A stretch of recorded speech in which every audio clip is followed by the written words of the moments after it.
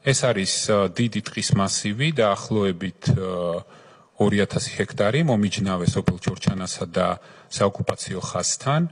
ეს ტერიტორია ყოველთვის იყო საქართველოს ხელისუფლების მიერ კონტროლირებადი ტერიტორიის მხარეს და აქეთა ნაწილი, არასოდეს ასე თქვათ ინტენსიური აქტიურად კითხვის ნიშნის ქვეშ ამ ტერიტორიასთან დაკავშირებით საკითხი არ დამდგარა.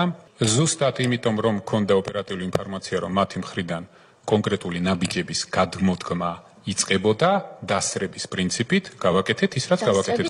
უნდა გვესმოდეს. საქართველოს მოქალაქეებს უნდა ესმოდეთ რომ ამ ტერიტორიაზე კონტროლი, ეფექტური კონტროლი საქართველოს არ ჰქონდა და ამას ახორციელებდა. ბატონო გიორგი, ერთი წუთით თქვენ ამის საპირისპირო თქვით პირველ სხდომაზე, როცა მობრძანდით რომ ჩვენ ვაკონტროლებდითო?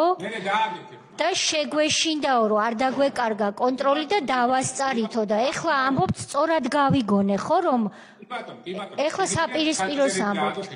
ეხლა ვაგრძელებ საუბარს. არა, ერთი წუთით. პირველად რომ მობრძანდით, თქვენ თქვით რომ ვაკონტროლებდით ტერიტორიასო და იქ იყო ნიშნებიო რომ შეიძლება დაგვეკარგაო და ამიტომ დავასწარიო.